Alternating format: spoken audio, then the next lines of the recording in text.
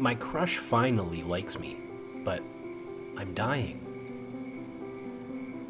Yes, I'm dying. The words slipped out before I could stop them. Too dramatic, too final. But the moment they left my mouth, I saw Vincent's face change. What? His voice was barely above a whisper, his blue eyes wide with horror. Crap. I meant to downplay it, say I had some minor health issue, nothing serious, just enough to get a little sympathy. But Vincent misunderstood it all and was now looking at me like I had a foot in the grave, and instead of correcting him, I just let him believe it. Fuck. I even said it out loud for him. He reached across the table, gripping my wrist. Finn, what do you mean you're dying? Oh God. I should have backtracked. I should have laughed and said, dude, chill, bad choice of words. But the way he was looking at me, the way he was touching me, had my brain short-circuiting. I had spent years watching Vincent date other people, years being just the friend. And now, here he was, holding my hand like I was something fragile, something precious. So, like an absolute idiot, I doubled down. It's this thing, a condition, my voice cracked. It's kinda serious. Vincent inhaled sharply.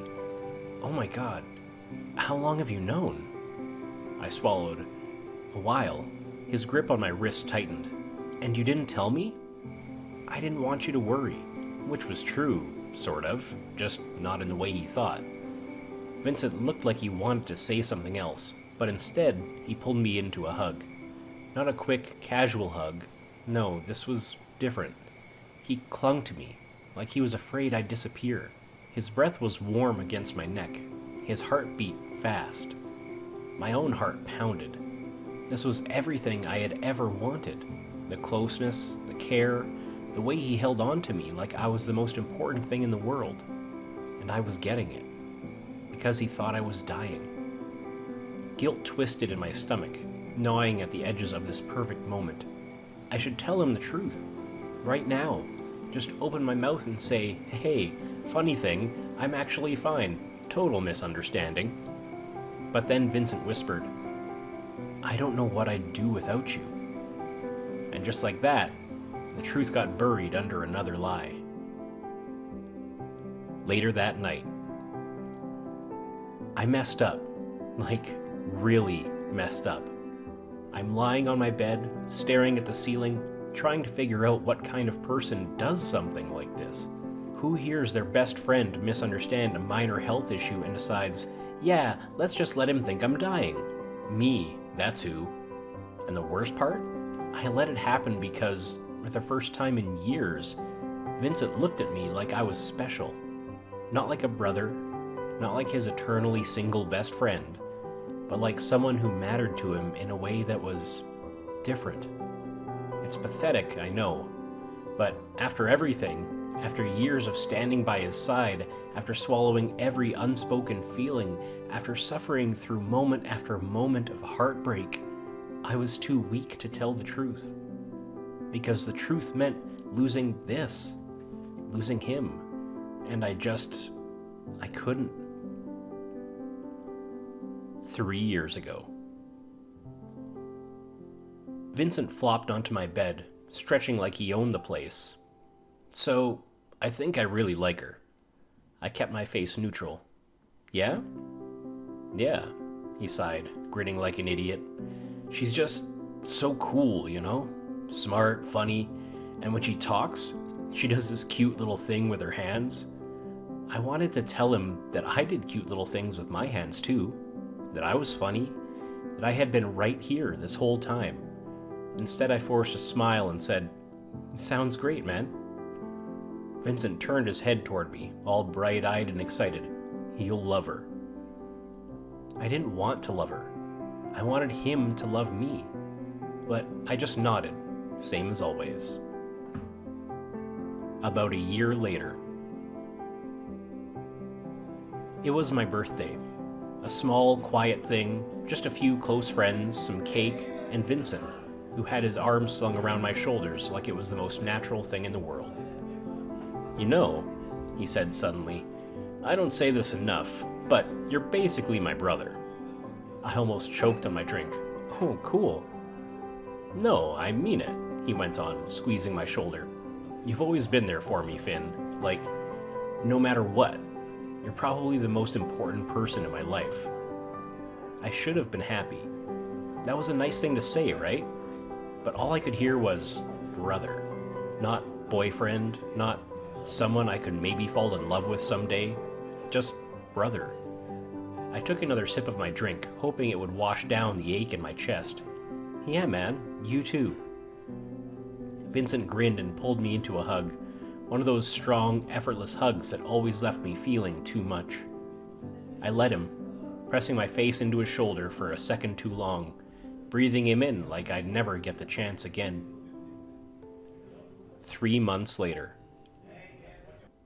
It had been a long day. Vincent had just woken up with his latest girlfriend. Not that I was keeping track or anything. And we were sprawled out on his couch, some dumb movie playing in the background. He sighed. Do you ever think about soulmates? My heart kicked up. Sometimes. I don't know, man. I feel like maybe I've already met mine, you know? I froze. This was it. This was the moment. The dramatic, life-changing moment when he'd finally open his eyes and see me. But then he nudged me with his foot and laughed. I'm talking about you, obviously. I mean, not in a romantic way, just like we get each other. If I never find the one, at least I know I've got you. I swallowed past the lump in my throat and forced a smile. Yeah, you've got me. Then he pulled me into one of those stupid, lingering best friend hugs, the kind that messed me up for days after. I hugged him back, hating how much I wanted it to mean more. Present day.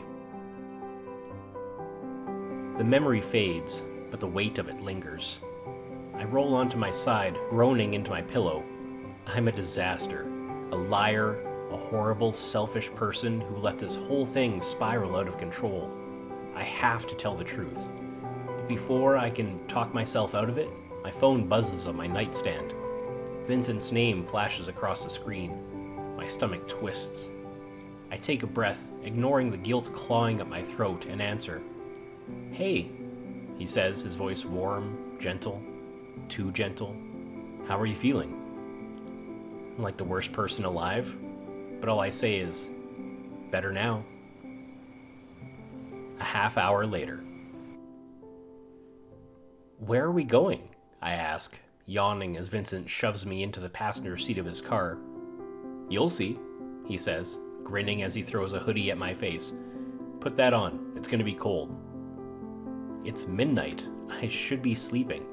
Instead, we're speeding off down the highway, windows down, the wind whipping through our hair as Vincent sings horribly off-key to some 90s alt-rock song. He looks at me between verses, all bright eyes and easy laughter, and for a second, I forget about the lie. For a second, I'm just a guy in a car with the person I love, going somewhere in the middle of the night. We end up at some random beach 2 hours away. Vincent drags me out of the car and onto the sand, where we run around like idiots, kicking at the waves, shivering under the stars. Then he pulls a blanket from the trunk and we lie side by side, staring at the sky. I've always wanted to do this with you, he says softly. My heart stumbles. I swallow thickly and murmur, yeah, me too. That's the first time it really hits me. He's doing this because he thinks I'm dying. A week later. I don't know, man. I eye the tattoo shop warily. It's permanent. Vincent smirks. So? I should say no. I should remind him that getting a tattoo because your best friend is dying is probably a bad decision. Instead, I let him drag me inside. We sit in the chairs side by side while some guy named Gator inks tiny matching lightning bolts onto our wrists. Vincent grips my hand the whole time, watching me like I might vanish before the ink even dries.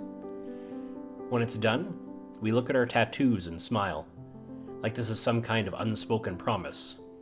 Now you can't forget me. Like I ever could. 4 days later. This is ridiculous, I mutter, adjusting the stupid little plastic ring on my finger. Vincent beams up at me. Shut up, it's cute. We're in the middle of a busy city square, in front of some giant fountain, and he just dropped to one knee in front of at least 50 strangers. Just for fun, just to be dramatic.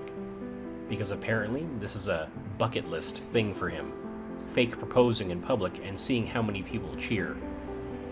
A crowd has actually gathered. People are watching. Some random old lady is dabbing at her eyes.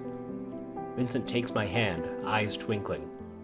Finn, my best friend, my partner in crime, my absolute ride or die, will you do me the honor of pretending to marry me for the next 5 minutes?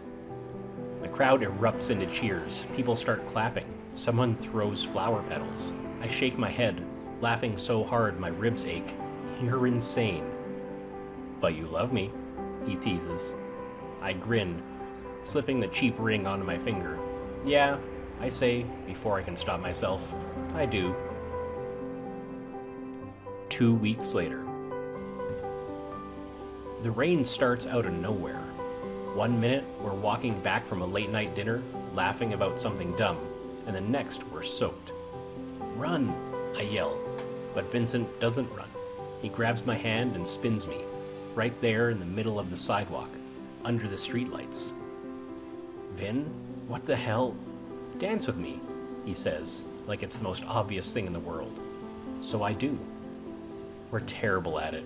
We trip over each other's feet, slipping on the wet pavement, but we're laughing. And it's stupid, and it's perfect. Then he pulls me in close, forehead pressed against mine, breath warm despite the cold rain.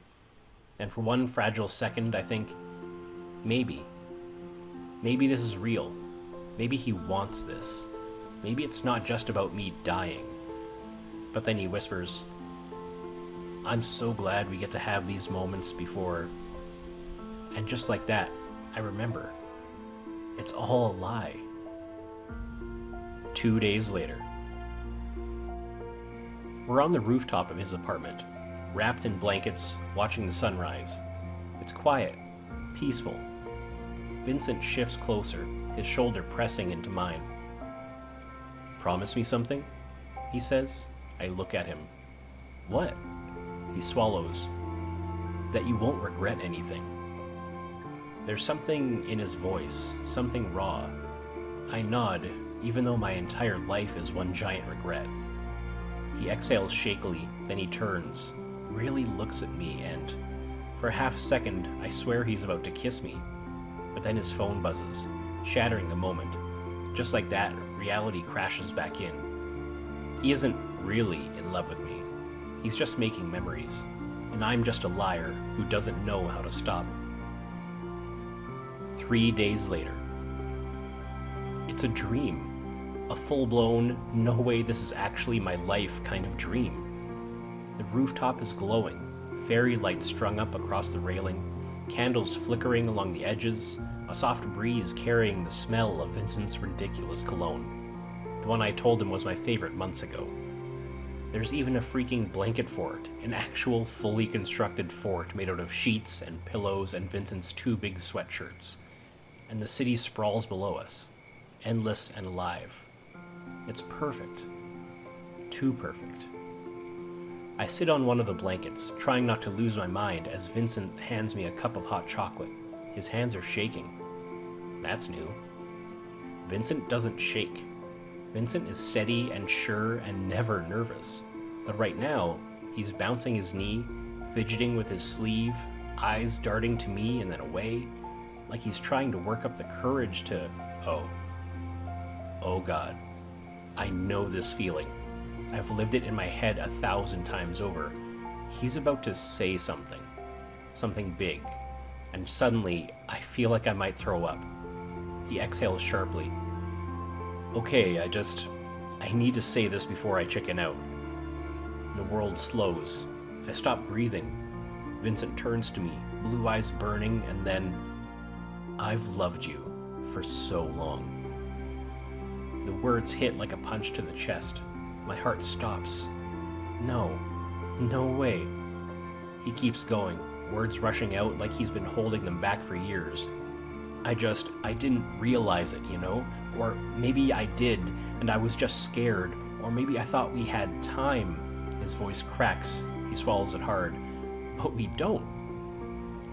He reaches for my hands, holds them like they're precious, like I'm something fragile. I should say something. I should tell him the truth. But his hands are warm. His eyes are soft. And I am so damn weak. He shakes his head, laughing breathlessly. I don't even care if it's too late. I need you to know. I love you, Finn. He says it again, like he means it, like he wants me. And it's everything I've ever dreamed of. So against every screaming voice in my head, against every ounce of guilt trying to claw its way out, I let myself have it. I throw myself forward, arms around his neck, and kiss him. And he kisses me back. It's desperate, fierce, like he's been waiting for this just as long as I have. His hands find my waist, pulling me closer, and my heart is shattering because I know this isn't real. Not the way it should be. But right now, in this moment, with the city lights glowing behind us and his lips against mine, I let myself pretend it is. I let myself believe, even if it's built on a lie. A few weeks later, I have to tell him. The past few weeks have been straight out of my dreams. The only difference? The gnawing guilt I feel in my stomach every time he looks at me, smiles at me like I'm everything, touches me, tells me he loves me and never wants to lose me. I can't do it anymore, so I have to tell him. The words are sitting right there, hot and sour on my tongue, burning a hole through my stomach. I grip my cup of coffee so hard the cardboard crumples. Across from me, Vincent stirs his drink absent-mindedly, staring out the cafe window like he's lost in thought. I swallow, force the words out. Hey, listen, I was thinking about the future, he says, cutting me off. His voice is weirdly soft, far away. I freeze. What? The future. He looks at me then, eyes unreadable. You ever think about it? My mouth goes dry. Oh God. I was about to tell him the truth, but now he's staring at me with this gentle, aching sadness, and I suddenly feel like a complete monster. I mean, he continues, smiling like it's some tragic joke. I used to imagine us being old together, getting those dumb matching recliners, arguing over what to watch every night, getting a dog, or, I don't know, just existing. His throat bobs. His grip tightens around his cup. But now I just think, I need to cherish every second I have left with you. And then, he wipes his eyes. Oh no. I feel my chest cave in. I panic. My brain shuts down. The truth is right there, but I can't say it now, not when he's crying. So I do the only thing I know how to do. I lie. I force a wobbly little smile and I reach for his hand. Yeah, I choke out. Me too. And just like that, the guilt digs itself deeper. 3 days later. Tonight's the night. For real this time. I pace Vincent's living room, heart hammering.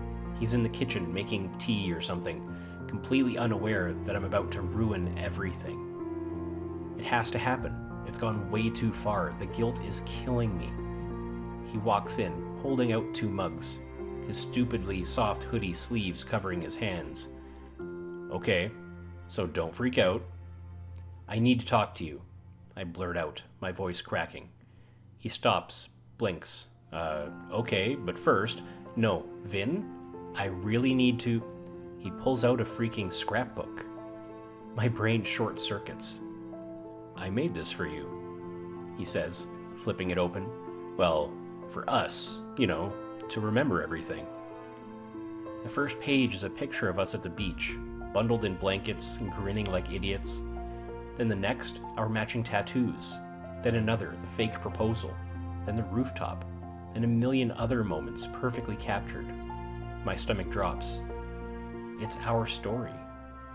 Every second of the past few weeks, every adventure, every moment where I thought, maybe this could be real, he put it all in this book.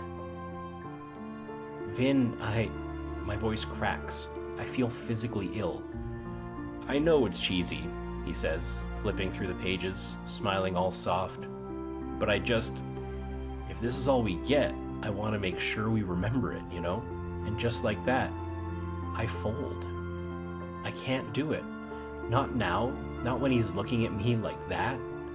So instead of the truth, I let out a broken little laugh, pulling him into a hug. He whispers, I hope this makes you happy. And I whisper back, it does. Because saying anything else would shatter him, and I'm not ready to watch that happen. 2 days later.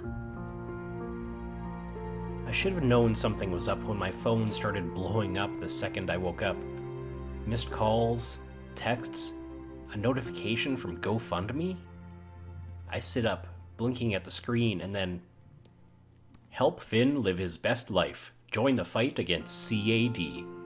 I almost die for real. What the actual... Before I can even process it, my roommate Jake bursts into my room, grinning like he just won the lottery. Dude, have you seen it? I stare at him, my soul leaving my body. Seen what? The fundraiser. He throws himself onto my bed, shoving his phone in my face. Man, people love you. We're already at $5,000. I gag. 5? Yeah, dude, we're gonna smash the goal. Oh, and my cousin's band is doing a benefit concert for you next weekend? A benefit what? Jake, my voice cracks. You did this? He shrugs like it's nothing. Of course. We all want to help, man. He grips my shoulder, eyes suddenly way too earnest. You're like one of the best people I know. We just want to make sure your last months are amazing. Last months? I feel like I'm going to throw up. Instead, I let out a weak little laugh and say, that's so nice of you. Because, at this point, what the hell else am I supposed to do? 3 days later. I should have deleted Twitter ages ago. But instead, I'm sitting here, staring at my phone in horror as #FightForFinn trends nationwide. People are making fan edits of me. Someone wrote a poem. Some lady I've never met in my life posted a picture of herself sobbing with the caption, "Stay strong, Vin, you inspire us all." I refresh the page. A freaking celebrity has retweeted the fundraiser. I drop my phone on my face and groan into my pillow. Vincent, completely unaware that I'm dying inside, nudges me with his foot. Dude, you've officially gone viral. That's kinda insane. I let out a high-pitched wheeze. Yeah, insane. Vincent laughs, sitting next to me on the couch. You know, I was thinking, since everyone's rallying around you like this, maybe we should finally do that Europe trip. Just take the time and... My whole body seizes. Wait, what? I mean, what's stopping us? He shrugs, smiling, completely serious. Money isn't a problem with all this fundraising, and I don't care about work. I want to be with you. My stomach drops. No. No, no, no, no. Vin, I choke out. Your job. He shakes his head. It's just a job. I need to stop this.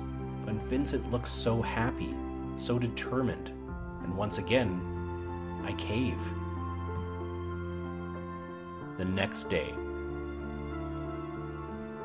I can't do this anymore.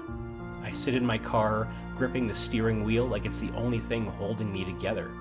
I've barely slept in days, and I swear I've aged 10 years from the stress alone. But tonight was the final straw. Vincent and I were on his rooftop, wrapped in blankets, talking about everything and nothing. He had this soft look in his eyes, the one that makes my chest hurt, and suddenly he said, I don't think I've ever been this happy. And that was it. The moment I realized how completely, irreversibly I destroyed everything. He's happy because he thinks I'm dying. He thinks we're on borrowed time. And that's the only reason I have this. His attention, his love, this stupid, perfect dream that isn't real. I wanted to tell him right then. I almost did. But he kissed my forehead, held me closer, and whispered, "I'm gonna make the rest of your life the best it can be." And I couldn't do it. I couldn't break him. But I have to. I have to. I rub my face, take a deep breath. I'm going over there tomorrow. I'm telling him everything. It's time to fix this. The next morning, I wake up to chaos. My phone won't stop buzzing. The group chat is exploding. My name is all over the internet. I sit up, still half asleep, and open a text from Jake. "Dude, what the hell? You're on the news." I blink. What? Then I open Twitter, and my soul leaves my body. Local news feature. Meet Finn, the town's bravest fighter, and how we can help him on his journey. I scream. Before I can even process what's happening, my phone rings. Vincent. I answer immediately. "Vin, did you see?" He sounds breathless, excited. "Finn, the whole town is rallying around you. This is huge, and I probably shouldn't be telling you this, but..." There's a pause. My skin crawls. "But what?" I whisper. "I planned something for you." His voice is softer now, a kind of send-off event. I go still. "A what?" "Not a funeral or anything," he rushes to say. "More like a celebration. A night where everyone can show you how much you mean to them. I didn't want you to leave without knowing how loved you are." My stomach drops to my feet. I open my mouth to tell him, "No, stop, cancel it," but he keeps talking. "I know it's a lot, but just let us do this for you, okay?" He sounds so hopeful, so gentle, and like the absolute coward I am, I don't tell him the truth. I just whisper, "Okay," and I immediately regret it. The night of the event, I want to die for real. The venue is packed. There are banners with my name, people are hugging me, crying, thanking me for being an inspiration. There's a slideshow of my best moments. And Vincent?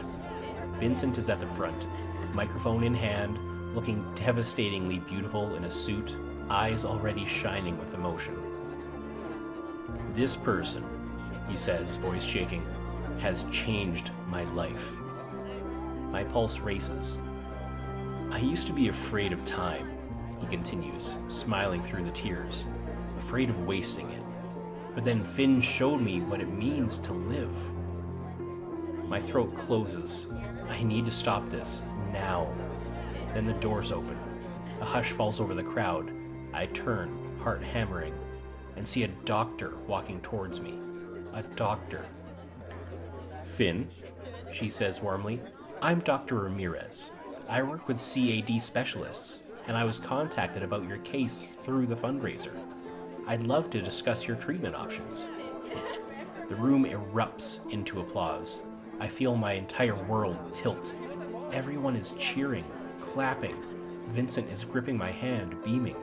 I stare at the doctor, at Vincent, at the sea of people who love me and do the worst thing possible. I blurt out, "I'm not dying." Silence. A few minutes later. Silence. Thick, suffocating, all-consuming silence. Vincent's hand slips from mine, and the cold rush of it makes my stomach drop. His face. God, his face. I've seen Vincent sad before. I've seen him pissed, frustrated, exhausted. I've seen him cry over dumb movies, over old songs that remind him of his mom, over that one time he thought he lost his dog, but it was just under his bed. But I have never seen him like this. like I ripped something out of him, like I just stole the ground from beneath his feet. What?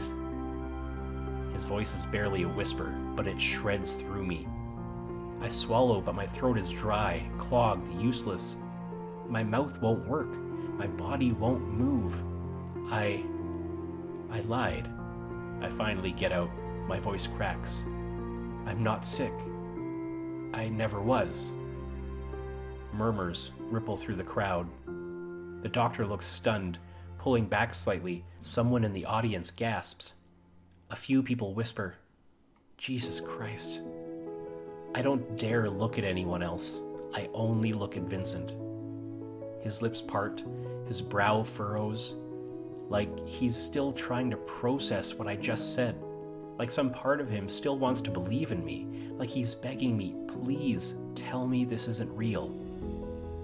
But it is real. And it's the worst fucking thing I've ever done.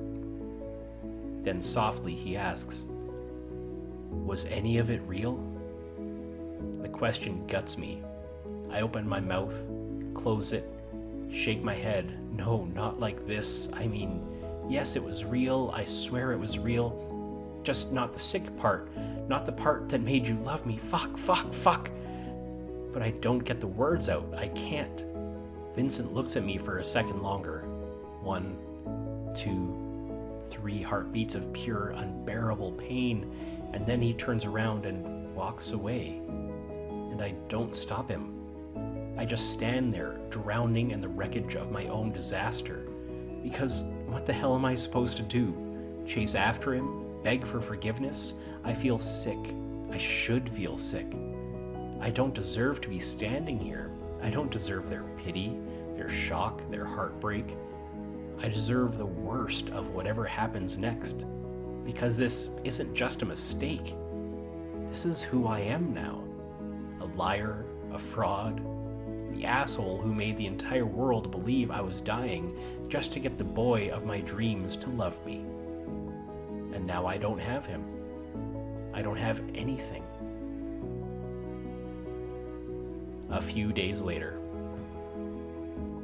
The first few days after everything blows up are hell. I lose everything. Friends stop answering my texts. People glare at me on the street. My name is still trending online, but now it's attached to words like sociopath and pathological liar. The fundraiser money has been refunded. My job lets me go, and even my parents, my own parents, say they need time to process before they talk to me again. But none of it hurts as much as losing Vincent. I text, I call, I even go to his apartment, but the door never opens. The one time I think he's about to answer, I hear his roommate say, dude, don't. And then, nothing. Days turn into a week, then 2, and that's when I realize, if I want any chance of fixing this, I have to start owning what I did. So I do. I reach out to everyone I hurt and apologize. No excuses, no justifications, just the truth. I go to the charity that handled my fundraiser and make a public statement admitting what I did and thanking them for helping refund every cent. I even agree to an interview, not to justify myself, but to set the record straight. I lied, I say on camera, and I don't expect forgiveness, but I want to take responsibility for what I did. I don't know if it helps. I don't think it can help, but I do it anyway. And still, Vincent stays silent. 3 days later. I stop trying to call him. I stop showing up at his place. Instead, I write. It takes me days to get it right. I don't even know if he'll read it, but I have to try. Vin, I don't know how to start this. There's nothing I can say that fixes what I did. Nothing that makes it okay, but I need you to know I am so sorry. I miss you, not in a selfish way, not because I want things to go back to the way they were, but because I miss you, my best friend, the person who's always been there for me, even when I didn't deserve it. I miss your bad jokes, your ridiculous playlists, The way you always roll your eyes but still go along with my stupid ideas. I know I don't deserve your forgiveness. I know I probably never will. But I want you to know, I'm not giving up on being better.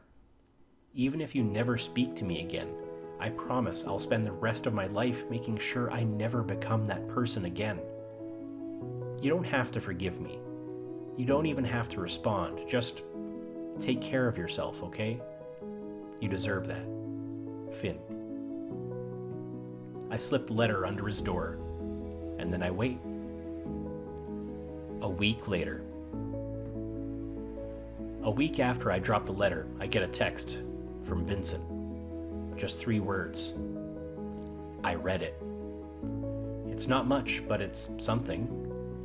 I stare at the message for so long my phone screen dims. My hands are clammy, my stomach is twisting, and a million replies run through my head. What did you think? Do you hate me? Can we talk? In the end, I settled on something simple. Thanks for reading it. I don't expect a reply, but a few minutes later, my phone buzzes again. You really think I'm gonna respond to thanks after all that? I freeze. That sounds almost like Vincent, the Vincent I knew, the one who used to roll his eyes at my stupid texts but always answered anyway. Carefully, I type, "What do you want me to say?" The 3 little dots appear, disappear, appear again. My heart is practically punching its way out of my chest. Then, I don't know. I don't even know what I want right now. And for the first time since everything blew up, I let myself hope. I take a breath and type, "That's okay. You don't have to know. I miss you." He doesn't answer right away. I wait, feeling stupid, feeling exposed, like I shouldn't have said it at all. But then my phone buzzes. "I miss you too." I don't cry. Not really. But I feel something in my chest loosen, something I hadn't realized I'd been holding on to. We don't talk after that. He doesn't say, "Let's meet up," or "Let's fix this," but for the first time, I don't feel completely shut out. And that's enough for now. A week later. Vincent and I used to have this tradition, midnight missions. Back when we were dumb teenagers, whenever one of us was having a bad day, the other would drag them out of the house and into some ridiculous late-night adventure. Grocery store scavenger hunts, breaking onto school rooftops. That one time we climbed a water tower just to scream at the stars. It was our thing, our bond. So in a moment of pure desperation, I decide to bring it back. At 11:59 p.m., I stand outside Vincent's building and text him, "Midnight mission, no excuses." I stare at my phone, waiting for those 3 dots. Nothing. The minutes crawl by. I shove my hands in my pockets, heart hammering, stomach twisting. Then my phone buzzes. "Not tonight, Finn." Just 3 words, but they hit harder than they should. Because it's not no, it's not leave me alone, it's just not tonight. And maybe that means one day it'll be a yes. I text back, "Okay." Then I stand there for a few more minutes, staring up at his window, wondering if he's looking down at me too. I don't know if he is, but I like to think maybe, just maybe he is. Then I turn around and walk home. A few weeks later. It's been weeks. I've done everything, apologized to everyone, set the record straight, tried to be better, and Vincent knows. He's answered my texts, he's acknowledged me, but he still hasn't let me in. And I'm starting to wonder if he ever will, because maybe I don't deserve to be let in. I sit in my apartment, staring at my phone, thumb hovering over his contact. I want to text him, want to say something, but what's the point? If he wanted to talk to me, wouldn't he have reached out first? The thought makes my chest ache. Maybe this is what I get. Maybe I just have to live with it. My phone buzzes. I almost don't check. I almost let it sit there because what's the point of another stupid spam notification? But then I glance at the screen. Vincent.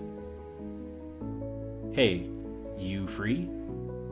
I stare, blink, read it again, then I scramble to type back, yeah. A pause, then, meet me at the diner? Our diner. The one where we used to sit for hours, laughing over milkshakes and bad diner fries. The one where Vincent once dumped an entire drink on me and tried to blame me. I swallow, heart pounding. Yeah, I'll be there. And for the first time in weeks, I feel something close to hope. Because maybe, just maybe, this isn't the end after all. An hour later. The diner feels both too familiar and completely foreign. I sit across from Vincent, the air between us thick with everything unsaid. The half-eaten fries on my plate are cold, my milkshake barely touched. Vincent, on the other hand, just stirs his coffee, staring down at the table like he's gathering thoughts he isn't sure he wants to say out loud. I can't take this anymore. You didn't come here for food. My voice comes out smaller than I meant for it to. Why did you ask me to meet you? Vincent exhales slowly, then he stands up. Come outside with me. It's not a request. I follow him out without thinking, stepping into the cool night air. He walks ahead, hands in his pockets, leading us away from the glow of the diner and toward the empty lot next to it. And then he stops, turns to me, and finally, he looks me in the eye. You broke me, Finn. His voice is quiet, but it slams into me like a sledgehammer. I open my mouth, but no words come out. I trusted you with everything, and you... He swallows hard, like the words hurt.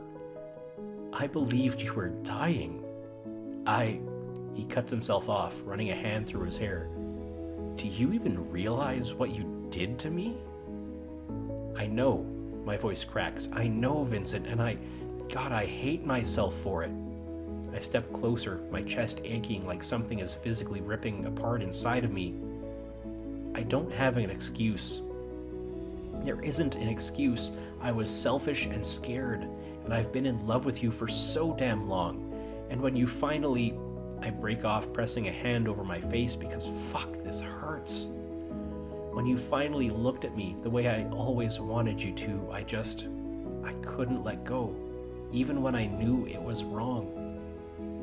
Vincent doesn't say anything, but he's just watching me, listening. So I let it all pour out. Do you know what it's like? I whisper, spending years watching the person you love fall for everyone but you. Listening to every story, every "you're like family to me" speech, every time I had to swallow down how I felt because you were never going to see me the way I saw you. Vincent flinches, his lips parting like he wants to say something, but I'm not done. I was drowning in it, Vincent. My voice shakes. I would have done anything to be close to you. And then, I let out a shaky breath. Then you were finally mine. And I ruined it. Silence. Vincent stares at me, his throat working. Then he looks away, jaw clenched. It wasn't okay, he says. It will never be okay. I nod, because I deserve that. But, he exhales, running a hand over his face. I get it. My breath catches. I don't forgive you. Not yet. He looks back at me, something unreadable in his eyes. But I get it. I let out a shaky laugh. That's the nicest thing you've said to me in weeks. That almost makes him smile. I don't know if I can ever trust you the way I used to, he admits. But I also don't know how to stop wanting to. It's not a promise. It's not a happy ending, but it's a chance. I'll prove it to you, I say. Every damn day, Vincent. However long it takes, however hard it is, I'll fix this. For For the first time in forever, Vincent lets out something that sounds like a laugh. You better. A beat of silence, then softly, hesitantly, Vincent takes a step forward, and then another, and suddenly he's close enough that I can see the hesitation in his eyes, the war between anger and affection, hurt and something deeper. I don't know what this means yet, he murmurs, but I need to know if any of it was real, if I wasn't just loving a lie. I don't hesitate. It was real, I whisper. It was always real. And then finally, he kisses me. It's not a perfect kiss. It's a little messy, a little desperate, a little uncertain, but it's real, it's raw, and it's us. And for the first time in forever, I feel like I can breathe again. Conclusion. It took time. A lot of time. Months of patience, of proving myself, of showing Vincent that this time everything was real. I had to rebuild what I broke, brick by brick, earning back his trust with every honest word, every unselfish action, every moment that proved I would never take him for granted again. But we got there. Now we live together in an apartment that's too small, but ours. We have our routines, our inside jokes, our quiet mornings and chaotic nights. And recently, I did the one thing I never thought I'd get to do. I got down on one knee and promised my life to him. To my great fortune, Vincent said yes. This is better than before, because now there are no lies, no borrowed time, just us. And for the first time, we're not looking back. We're looking forward. Together. The end. Do you think you would have forgiven Finn if you were Vincent? Thanks for watching. Consider subscribing to become a part of our rainbow force and stay wholesome.